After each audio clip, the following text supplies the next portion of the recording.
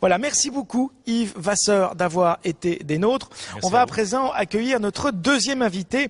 Il s'agit de Jean-Pierre Luminet. Il est né en 1951 en France, il est astrophysicien, écrivain et poète. Un astéroïde porte son nom, et oui, c'est pas courant. Son terrain de recherche de prédilection concerne les trous noirs, le Big Bang ou alors la taille de l'univers. C'est dire qu'il en faut de l'imagination pour être sur ces terrains-là. Il est l'auteur de nombreux essais, mais aussi de quelques romans, dont Les Bâtisseurs du ciel, en 4 volumes chez Jean-Claude Lattès. Nous l'accueillons ce soir pour nous parler des rapports entre science et culture. C'est une thématique qui est au centre d'une partie de son dernier ouvrage intitulé Illumination. Bienvenue. Bienvenue chez nous, bienvenue à Mons. Jean-Pierre Luminet, voici donc ce livre dans lequel vous rassemblez une série d'articles, une série de conférences aussi, à la fois sur votre terrain de prédilection, comme je l'ai dit, c'est-à-dire le Big Bang, les trous noirs et les recherches sur la taille de l'univers, mais aussi sur les rapports entre science et culture. Et là, ça nous intéresse parce que vous dites souvent que finalement, ce sont deux domaines qui ont toujours été séparés jusqu'à aujourd'hui. Vous ne comprenez pas pourquoi, et ça leur est finalement à ces deux domaines assez préjudiciable quelque part. Oui. De par mon histoire personnelle, je n'ai effectivement jamais compris et jamais admis surtout cette séparation des savoirs que l'on fait et qui s'introduit si rapidement, malheureusement, à l'école entre, par exemple, les scientifiques et les littéraires, puisque dès ma jeunesse, j'ai pratiqué tout naturellement ces diverses disciplines. Et justement, cet ouvrage tente de retracer l'histoire de ce parcours un peu particulier, mais qui devrait être plus général, je pense, un parcours de scientifique. Effectivement, je suis astrophysicien de profession, je me passionne pour les limites de nos connaissances sur les mystères de l'univers, trou noir, Big Bang, forme de l'univers, comme vous l'avez dit. Et l'autre aspect, l'autre parcours, c'est le parcours de quelqu'un qui est passionné par les arts et qui les pratique, en amateur musique, certes, musique, art plastique, poésie, littérature, poésie. Ouais. Voilà. Mais ce ne sont pas deux trajets parallèles qui ne se rejoignent jamais, même si au début de ma carrière, j'avais tendance un petit peu à séparer ces activités. Mais après, effectivement, en évoluant, j'ai compris comment chaque activité enrichissait l'autre. On a bien compris en le lisant que, en effet, les deux domaines se nourrissent une fécondation dans votre réciproque d'un Mais domaine vers l'autre. pourquoi est-ce que ces deux domaines ont toujours été séparés jusqu'à aujourd'hui? Ils n'ont pas toujours été. Ouais. Il y a eu des époques, quand on parle par exemple de l'humanisme à la Renaissance ou dans la Grèce antique, par exemple, bien entendu, ces domaines n'étaient absolument pas séparés. Le clivage des savoirs, il a été introduit au XIXe siècle, à partir du siècle des Lumières, qui était quand même un siècle également magnifique, qui a fait de belles réalisations. Mais la science s'est vue à partir du XVIIIe et du XIXe siècle tellement triomphale pour expliquer tant de phénomènes qu'elle a pensé être à un moment finalement le seul langage pertinent pour parler des choses. Et donc il y a eu une séparation finalement entre sciences et technologies d'un côté et puis les autres disciplines de l'esprit, y compris également la philosophie qui s'est également séparée de la science, alors que dans le passé, les scientifiques, on ne les appelait pas des scientifiques, on les appelait des philosophes, car ils faisaient de la philosophie naturelle. Jean-Marie. Mais ça, on le voit bien en lisant votre livre, justement. D'abord, il faut peut-être préciser, parce que moi, je me disais, astrophysicien, on va recevoir un bonhomme qui passe sa vie à regarder dans des télescopes. Et puis, en fait, pas du tout.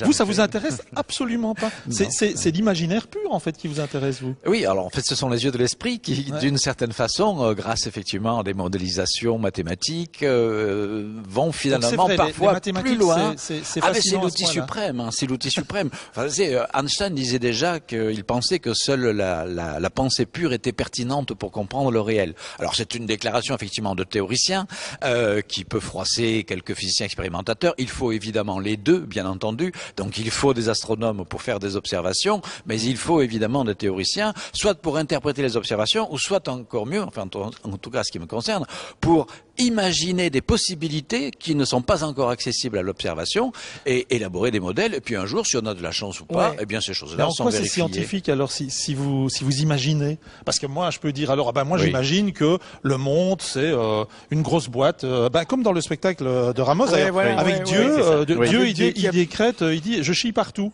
Et alors on lui dit mais comment ça vous chiez partout? Oui, je chie le cosmos. Il dit je chie les étoiles dans tous les sens. On peut se dire voilà c'est ça alors le absolument. cosmos. Mais à partir de là, à partir de ce ce germe d'imagination, voilà. on élabore un modèle. Et c'est tiens, il faut arriver à le mettre en équation. Alors déjà, mettez en équation votre boîte, ça commence à devenir un peu plus dur. Puis une fois que vous avez écrit vos équations, vous en trouvez des solutions. Et après, vous dites, on devrait donc mesurer ceci et observer cela.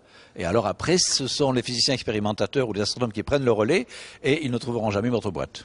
Vous parlez d'imaginaire, d'imagination. Est-ce que le processus ou les processus de création sont les mêmes quand on parle de culture ou dans le domaine scientifique? Ce ne sont pas exactement les mêmes.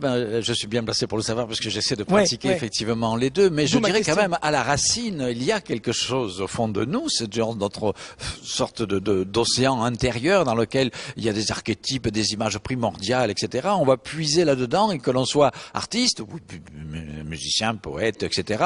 ou scientifique, on va chercher une idée. Bon, par exemple, ça peut être une idée sur la façon dont notre univers, il est né. Il peut être né à partir... Donc il y a des archétypes là-dessus, qu'on trouve d'ailleurs dans toutes les cultures, les cosmogonies. Hein. Ça peut être né du vide, ça peut être né de l'eau, ça peut être né, etc., du chaos, un ensemble de choses. Voilà. Alors, à partir de là, l'élaboration à partir de ce germe, l'élaboration va être différente. Les techniques d'élaboration sont différentes. Le scientifique, lui, va élaborer quelque chose, étant donné les contraintes que vont imposer une certaine cohérence mathématique. Puis après, comme je l'ai dit, la confrontation, après proposer des véritables modèles qui sont testables par les physiciens expérimentalistes. Voilà. Tandis que, évidemment, l'artiste, il y a peut-être une part davantage, évidemment, de créativité subjective, mais il élabore. Et l'artiste est également soumis, évidemment, à des contraintes qui ne sont pas les mêmes. Est-ce que la part artistique de votre vie permet aux scientifiques de vulgariser finalement toutes les théories, toutes les hypothèses qui sont les siennes? J'ai pris ici le volume avec les 4 romans de la série des Bâtisseurs du Ciel. On se dit qu'à travers ces romans, vous faites aussi de la vulgarisation quelque part. Et c'est une chose qui vous tient beaucoup à cœur, parce que vous dites que finalement, vulgariser toutes ces théories sur le trou noir, sur le Big Bang, etc., c'est participer à l'humanisme de son époque. Absolument, oui, l'humanisme est quelque chose d'absolument fondamental. Alors, il y a évidemment différentes façons de raconter la légende des sciences. D'abord, la légende des sciences contemporaines, parler des trous noirs, du Big Bang, de l'univers chiffonné, les travaux que je développe. Je l'ai fait dans de nombreux essais. Qui sont toujours avec un grand soin littéraire, mais qui ne sont pas des romans, bien entendu, même si parfois ça peut paraître plus extravagant que certains romans d'imagination. Bien, mais d'un autre côté, effectivement, je me suis lancé depuis une dizaine d'années dans un vaste projet littéraire qui consiste à raconter cette fois-ci l'histoire des idées, l'évolution extraordinaire des idées à travers ces êtres d'exception que sont les grands savants du passé dont on connaît les noms, Copernic, Kepler, Galilée, Newton, etc., etc. On connaît vaguement ce qu'ils ont pu proposer, mais on ne connaît pas la vie intime de ces êtres extraordinaires qui ont bataillé corps et âme toute leur vie contre les idées, les préjugés de leur époque pour essayer de changer la vision du monde. C'était des véritables visionnaires, ils ont eu des vies ce sont des véritables héros de l'humanité, et donc ils ont eu des vies extraordinairement riches qui sont extrêmement sous-exploitées. Donc c'est pas exploité quasiment, il y a pratiquement très peu de pièces de théâtre, il y a peut-être il y a effectivement le Galilée de Brecht et quelques autres pièces, mais très peu. Au cinéma, on ne parle jamais d'eux, alors qu'ils ont des vies absolument passionnantes. Donc je me suis dit, mettons ça en roman.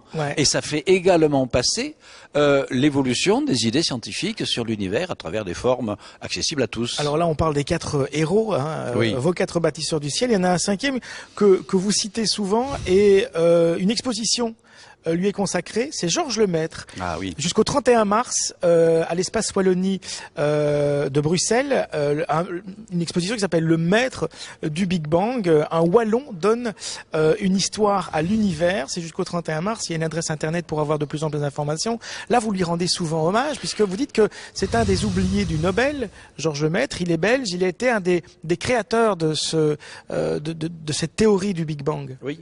C'est même l'inventeur de la théorie du Big Bang. Alors, j'ai pas écrit de roman sur lui, mais je lui ai consacré un autre ouvrage qui s'appelle L'invention de Big Bang. Je raconte justement la genèse de ces idées qui ont heurté toute la communauté scientifique de l'époque, y compris Albert Einstein, dont la théorie de la relativité permettait l'élaboration de cette nouvelle vision de l'univers, mais Einstein n'avait pas osé franchir le pas. C'est Lemaître qui l'a franchi avec un génie extraordinaire. Donc c'est le père, effectivement, de la cosmologie moderne, le père du Big Bang. Et il y a effectivement vraiment une belle exposition qui lui est consacrée en ce moment. Voilà, jusqu'au 31 mars. Illumination, Cosmos et Esthétique, c'est votre dernier ouvrage en date chez Odile Jacob, où l'on comprend finalement comment vous parvenez à expliquer aux gens dont c'est pas forcément le domaine de prédilection ce que c'est un trou noir, ce que pourrait être le Big Bang, enfin toutes les hypothèses autour, et puis la taille de l'univers.